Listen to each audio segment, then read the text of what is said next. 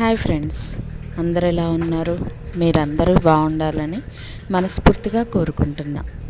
ఇక మీకు గనక మన ఛానల్లో వీడియో నచ్చినట్లయితే వెళ్ళే ముందు ఒక చిన్న లైక్ చేయండి.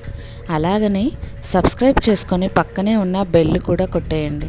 అప్పుడే నేను చేసే వీడియో నోటిఫికేషన్స్ అన్నీ కూడా మీ దాకా వస్తాయి. ఇక ఏమాత్రం ఆలస్యం చేయకుండా మనం వీడియోలోకి వెళ్ళిపోదాం పదండి. సుమిత్ర కూలి పనికి వెళ్ళి ఇంటికి వచ్చేసరికి తన కొడుకు కళ్యాణ్ అక్కడ కనిపించడు.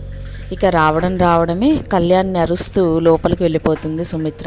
ఇక రోజు కష్టపడి పనిచేసి వచ్చిన ఈ పిల్లగాడు మాత్రం ఇంట్లో ఉండడు. ఇక ఏ సమ్మర్ హాలిడేస్ మొదలయ్యాయో ఇక స్కూల్కి వెళ్ళే పని లేదు. ఇక చెత్త గ్యాంగ్ని వేసుకొని ఊరంతా బలాదూర్లు తిరగడానికే పోతాడు.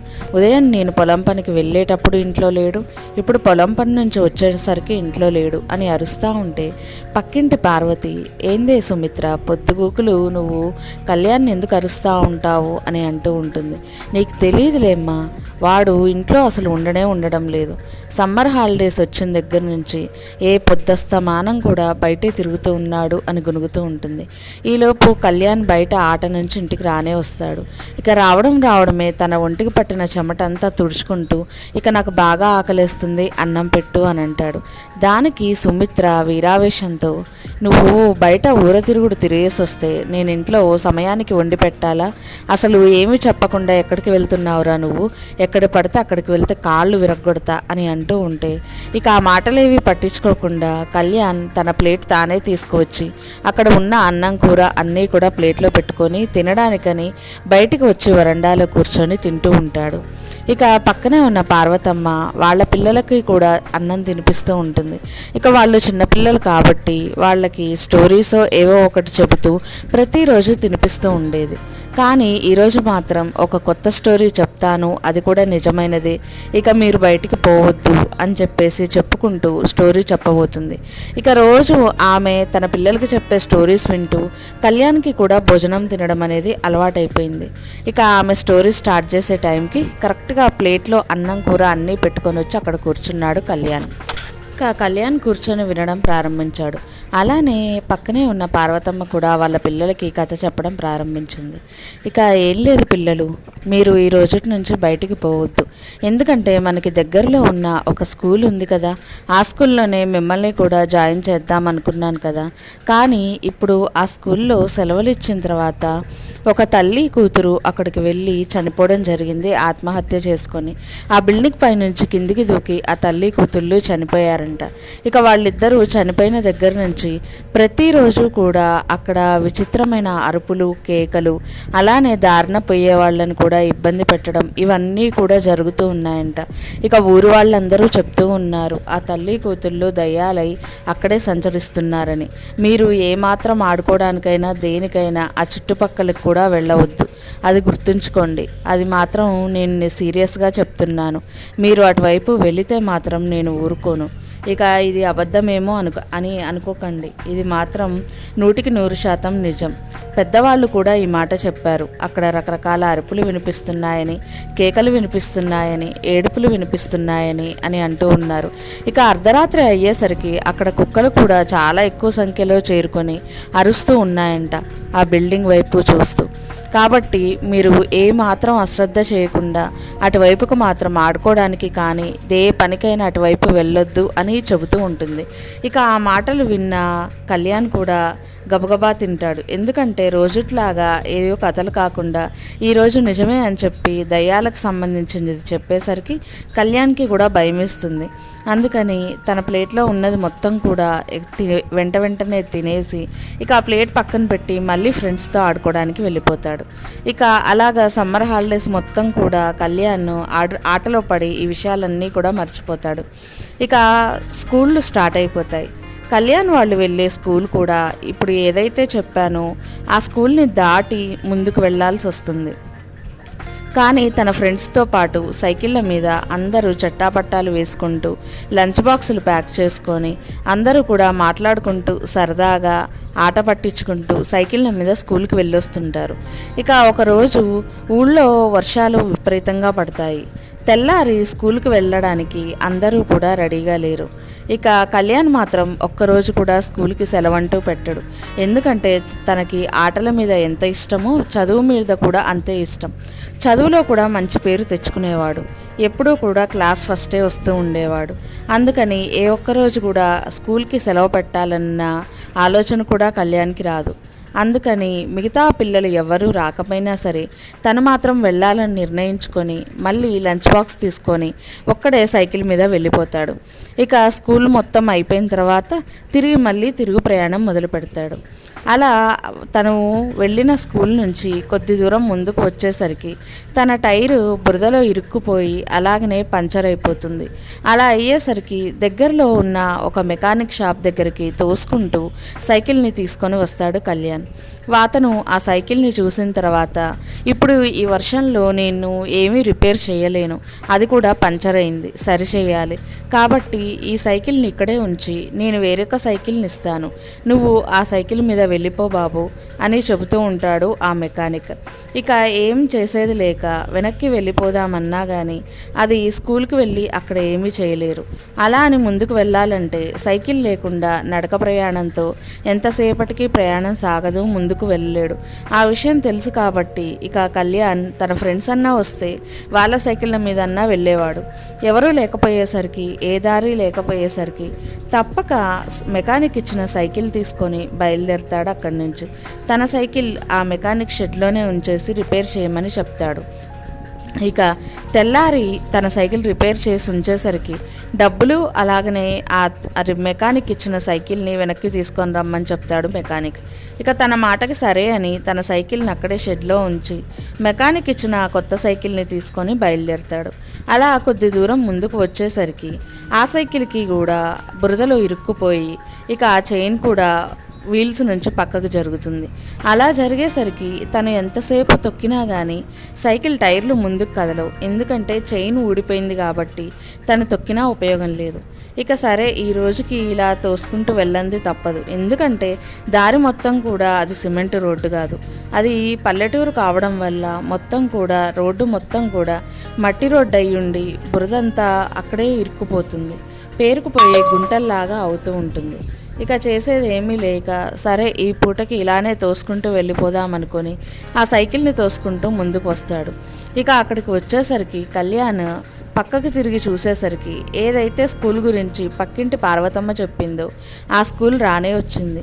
ఇక ఆ స్కూల్ని చూసిన కళ్యాణ్కి చాలా భయం వేస్తుంది. చిన్నపిల్లాడు కావడం వల్ల, అది కూడా తను నిజంగా 100% ఇది నిజం అని చెప్పడం వల్ల అప్పటికే భయం పేరుకుపోయిన కళ్యాణ్కి సాయంత్రం సమయం కావస్తుండేసరికి ఇంకా నిమిషానికి భయం ఎక్కువవుతూ వస్తుంది. ఆ భయానికో ఏమో తెలియదు కానీ మొత్తానికి సైకిల్ పట్టుకొని నడుపుతూ ఎక్కువ దూరం కూడా నడవలేకపోతూ ఉంటాడు. భయానికి అడుగులు కూడా నిదానంగా పడుతూ ఉంటాయి.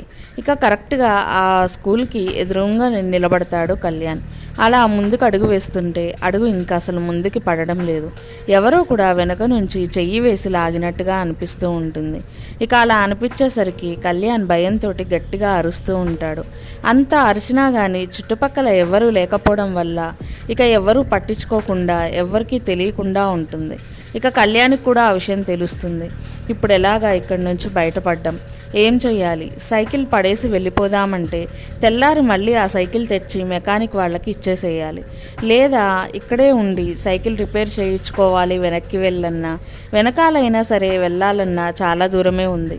కానీ అటు వెనక్కి వెళ్ళలేని పరిస్థితి, అలా అని ముందుకు కూడా వెళ్ళలేని పరిస్థితి కళ్యాణ్ది. ఇంకా అలాంటి పరిస్థితుల్లో ఎదురుగా ఆ స్కూల్ కూడా ఉంది. అదే కాక చుట్టుపక్కల ఉన్న కుక్కలన్నీ కూడా అక్కడికే వచ్చి అదే సమయానికి ఆ స్కూల్ వైపు చూస్తూ అరుస్తున్నాయి. కుక్కలు అటువైపే చూసి అరవడం చూసిన కళ్యాణ్ ఇంకాస్త భయంతో గట్టిగా కేకలు పెడుతూ ఉన్నాడు. ఆ కేకలు పెట్టినా కానీ ఎవరికి వినిపించవు, ఎందుకంటే ఎవ్వరూ కూడా దరిదాపుల్లో ఉండరు కాబట్టి. ఇక అంత భయంలో కూడా కళ్యాణ్ ఆ స్కూల్ వైపు చూస్తూ ఉంటాడు. ఇక ఆ కుక్కలు కూడా అక్కడే నిలబడి అరుస్తుండడంతో ఆ కుక్కలు ఎటువైపు చూసి అరుస్తున్నాయో అటువైపుకి కళ్యాణ్ కూడా చూపు సారిస్తాడు. అలా చూసేసరికి అక్కడే ఉన్న ఒక కిటికీ దగ్గర ఒక నీడలాగా ఆకారం కనిపిస్తూ ఉంటుంది. ఆ నీడ విరబోసుకున్న జుట్టుతోటి చాలా భయంకరమైన ఆకారంలాగా కనిపిస్తూ ఉంటుంది కిటికీలోంచి. ఇక ఆ ఆకారాన్ని చూసిన కళ్యాణ్ భయంతో ఒళ్ళంతా కంపించిపోతూ ఉంటుంది. అంత భయంలో ఉన్నా, అంత అరుస్తున్నా తన చూపు మాత్రం పక్కకు తిప్పకుండా అటువైపే చూస్తూ ఉంటాడు కళ్యాణ్. ఈలోపు ఇంకొక 5-10 నిమిషాల తర్వాత ఆ కుక్కలు కూడా ఎవరికో భయపడి వెనక్కి వస్తున్నట్టుగా కనిపిస్తుంది. కానీ అక్కడ చూస్తే కళ్యాణ్కి ఎవరూ కనపడరు.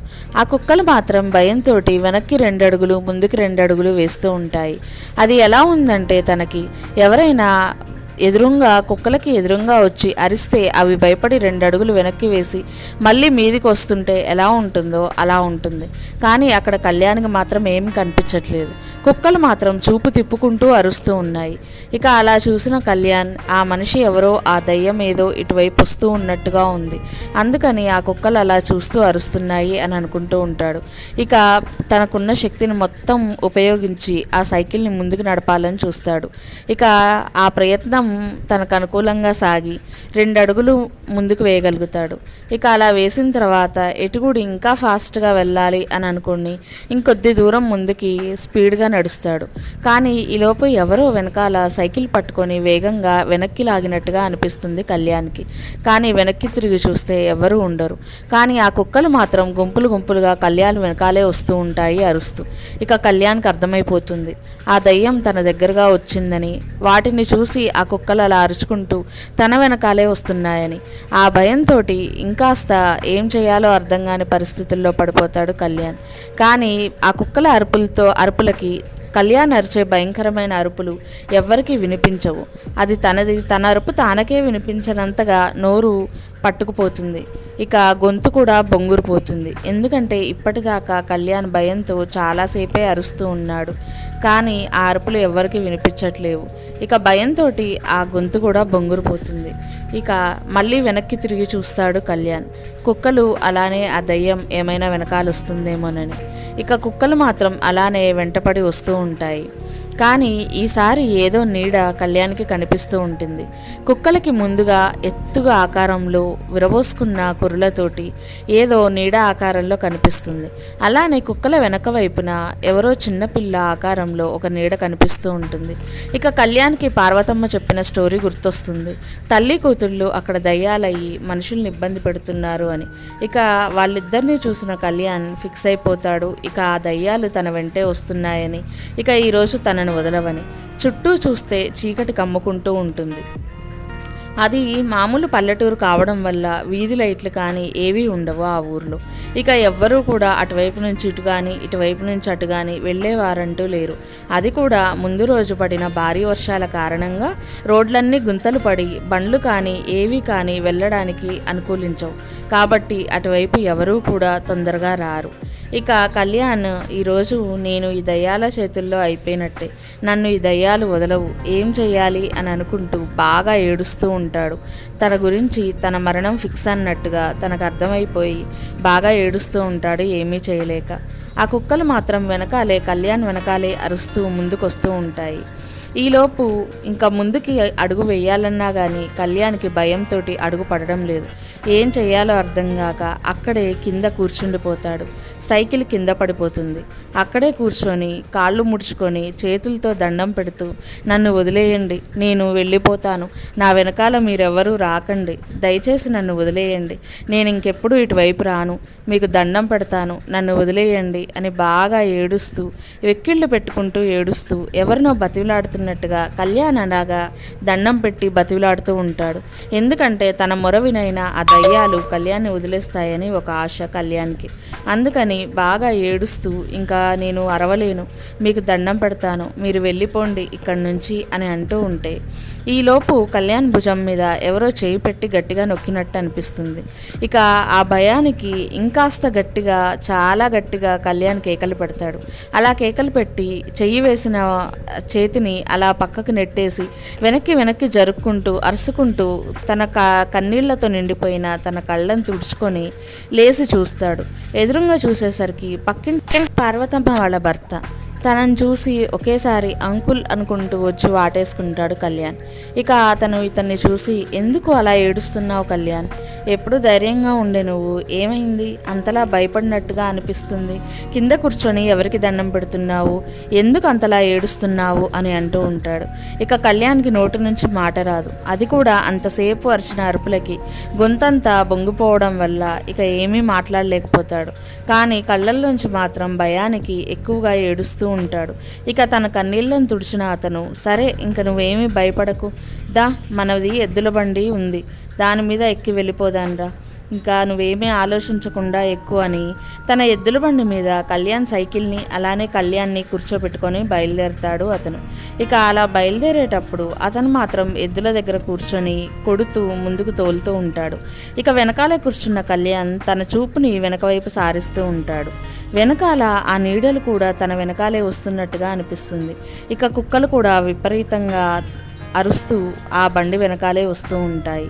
ఇక అది చూసిన కళ్యాణ్ ఇంకాస్త భయపడుతూ ఉంటాడు. ఇక అక్కడే ఆ ఎద్దుల బండి అతను కూడా వెనక్కి తిరిగి చూసి ఎదురుగా వస్తున్న కుక్కలను కూడా తన కొరడాతో జలిపిస్తూ హై అనుకుంటూ వాటిని వెళ్ళగొడతాడు. ఇక వాటిని వెళ్ళగొట్టిన తర్వాత ఆ కుక్కలు అక్కడి నుంచి వెళ్ళిపోతాయి. ఇక కొద్ది దూరం ముందుకు సాగుతూ ఉన్నప్పుడు ఆ నీడలు కూడా కనిపించడం ఆగిపోతాయి కళ్యాణ్కి. ఇక అలాగా అతను ఇంటి దాకా తీసుకొని వస్తాడు. అలా తీసుకొని వచ్చి ఆ పైన ఉన్న సైకిల్ని కళ్యాణ్ని తన ఇంటికి పంపిస్తాడు. ఇక ఇంటికి వచ్చిన కళ్యాణ్ సైకిల్ లోపల పెట్టి వెళ్ళి ఏమీ తినకుండా పడుకుంటాడు. ఇక వాళ్ళ అమ్మ సుమిత్ర ఎంత బతిమిలాడినా అలానే ఏమీ మాట్లాడకుండా అలా భయపడుతున్న మొహంతో ఇక నిద్రపోతూ ఉంటాడు. ఉదయం లేచి సుమిత్ర కళ్యాణ్ని లేపడానికి దగ్గరికి రాగానే తన ఒళ్ళు విపరీతమైన వేడితోటి బాగా జ్వరంతో కాలిపోతూ ఉంటుంది. ఇక డాక్టర్ని పిలిపించి చూపిస్తుంది సుమిత్ర. డాక్టరు తనతోటి, మీ అబ్బాయి బాగా భయపడ్డట్టున్నాడు, అందుకే సడన్గా ఇలా జ్వరం వచ్చింది, ఏమీ ఇబ్బంది లేదు, ఇంజెక్షన్ చేశాను అని చెప్పేసి వెళ్ళిపోతుంది డాక్టర్. ఇక తను అలా వెళ్ళిపోయిన తర్వాత సుమిత్ర కళ్యాణ్ దగ్గరికి వెళ్ళి, ఏమైంది నాన్న, ఎందుకు అలా భయపడ్డావు, ఏమైంది అని అంటూ ఉంటే ఇక ఆ జరిగిన విషయాలన్నీ తల్లికి చెప్తే తను ఇంకా భయపడుతుందేమో, లేకపోతే మళ్ళీ తనని ఆ స్కూల్ మాన్పిస్తుందేమో అన్న ఆలోచనతో కళ్యాణ్, ఏమీ లేదులేమ్మా, నాకు నీరసంగా ఉంది, అందుకే జ్వరంగా ఉంది, అంతే తప్ప ఏమీ లేదు అని చెప్పి ఇక ఆ రోజు నుంచి అనవసరంగా బయటికి కూడా తిరగట్లేదు కళ్యాణ్. రోజు తన స్నేహితులు ఉన్నప్పుడు మాత్రమే అటువైపు చూడకుండా తన స్కూల్కి వెళ్ళి మళ్ళీ తన స్నేహితులతో మాత్రమే ఇంటికి వచ్చాడు. ఒకవేళ తన స్నేహితులు స్కూల్కి వెళ్ళకపోతే ఆ రోజు కళ్యాణ్ కూడా స్కూల్కి వెళ్ళేవాడు కాదు. అలాగా తన చదువు రోజు రోజుకి కొనసాగుతూ ముందుకు వెళ్తూ ఉంది. ఇదండి ఈరోజు నేను చెప్పిన ఒక చిన్న స్టోరీ. అయితే మీ అందరికీ నచ్చిందని అనుకుంటాను. నచ్చితే ప్లీజ్ ఒక చిన్న లైక్ చేయండి, అలాగనే షేర్ చేసి సబ్స్క్రైబ్ చేసుకోండి, పక్కనే ఉన్న బెల్ కూడా కొట్టేయండి, అప్పుడే నేను చేసే వీడియో నోటిఫికేషన్స్ మీ దాకా వస్తాయి. ఇంకొక చిన్న విన్నపం అండి, నేను చాలా స్పీడ్గా చెప్తున్నానని, చదువుకుంటూ వెళ్తున్నానని, అలాగే ఏవో కాపీ స్టోరీస్ అని మీరు చాలా వరకు కొంతమంది కామెంట్స్ పెడుతున్నారు. దయచేసి మీ అందరికీ నేను చెప్పేది ఒకటే అండి, నేను ఎవరిది కాపీ స్టోరీస్ చెప్పడం లేదు. అలాగనే చదువుకుంటూ వెళ్తున్నానని మీరు అంటున్నారు. ఈ స్టోరీ ఎక్కడుంది చెప్పండి? ఏది కూడా నేను చదువుతూ వెళ్ళట్లేదు. నా మైండ్లో నేను ఏదైతే ఆలోచించుకొని నేను ఒక కథ అనుకొని దానికి అనుగుణంగా చెప్పాలనుకుంటున్నానో అది కంటిన్యూగా చెప్పుకుంటూ వెళ్తానే తప్పించి ఎవరో నాకు రాసిస్తేనో నేను చదవడం లేదు. అలానే ఇంకా ఎవరియో చూసి నేను కాపీ కొట్టడం లేదు.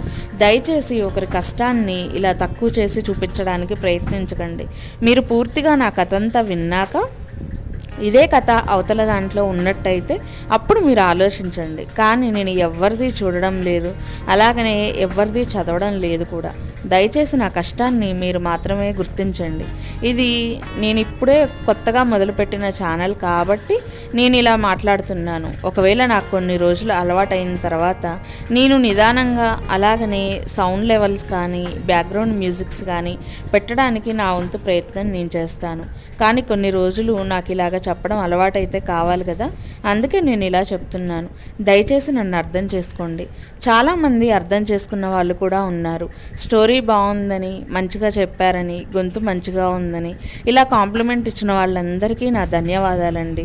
అలానే కొంచెం నెగిటివ్ కామెంట్స్ పెట్టిన వాళ్ళకు కూడా నేను చెప్పాలనుకుంటుంది ఒకే ఒకటి, దయచేసి మా కష్టాన్ని గుర్తించండి. నేనే కాదు, ఏ ఛానల్ వాళ్ళైనా పక్క ఛానల్ వాళ్ళని చూసి చెప్పినట్టయితే అది వాళ్ళ ఛానల్కి ఇంప్రూవ్మెంట్ అనేది రాదు. ఎందుకంటే ఆల్రెడీ చెప్పిన వీడియో కాబట్టి మళ్ళీ ఆ వీడియోని ఎవరు కూడా యాక్సెప్ట్ చేయరు. ఈ విషయం తెలిసిన యూట్యూబర్స్ ఎవ్వరూ కూడా ఒకళ్ళదొకళ్ళు కాపీ చేసి పెట్టరు. కాబట్టి నేను ఎవరిది కాపీ చేయడం లేదు. అలాగనే నా సొంత కథ నేను అనుకొని ఒక రోజంతా దానికోసం కష్టపడి మీకు ఈ 20 నిమిషాల వీడియో మాత్రమే కనిపిస్తూ ఉంటుంది. ఈ 20 నిమిషాల వీడియో కోసం నేను ఒక రోజు మొత్తం ఎంతగా ఆలోచిస్తానో నాకు మాత్రమే తెలుసు. నేను అంతలా ఆలోచించి 20 నిమిషాలు ఈ మధ్యలో కూడా మీకు బ్రేక్స్ ఉంటాయి చూడండి, ఎందుకంటే కట్ అవుతూ ఉంటుంది. నేను కొంచెం స్టోరీ ఏదన్నా తప్పుగా చెప్పాను అని నాకే అనిపించినప్పుడు మళ్ళీ అంతవరకు కట్ చేసి మళ్ళీ ఆలోచించుకొని కరెక్ట్గా మాట్లాడి మీకు వీడియోల రూపంలో అయితే రిలీజ్ చేస్తున్నాను. దయచేసి నా కష్టాన్ని అర్థం చేసుకోండి. ఇక బ్యాక్గ్రౌండ్ మ్యూజిక్ అడిగిన వాళ్ళకు కూడా నెక్స్ట్ నుంచి బ్యాక్గ్రౌండ్ మ్యూజిక్ ఎలా యాడ్ చేయాలి, అలానే హారర్ సౌండ్స్ ఎలా పెట్టాలి, ఎలానే ఇంట్రో ఎలాంటిది తయారు చేసుకోవాలి, ఇవన్నీ కూడా ముందు వీడియోస్లో కొంచెంగా ఇంప్రూవ్ అవుతూ వెళ్తాను. దయచేసి నన్ను అభిమానించే ప్రతి ఒక్కళ్ళకు కూడా ధన్యవాదాలండి నా తరపు నుంచి. అలాగనే అర్థం చేసుకోలేని వాళ్ళు అర్థం చేసుకోవడానికి ప్రయత్నించగలరని నేను ఇంతసేపు చెప్పాను. అందరూ ఇంతసేపు ఓపికగా చూసినందుకు థ్యాంక్ యూ సో మచ్ అండి. అలాగనే మరెన్నో వీడియోస్ కోసం ప్లీజ్ సబ్స్క్రైబ్ చేసుకోండి. రేపటి వీడియోలో మళ్ళీ తిరిగి కలుద్దాం. బాయ్.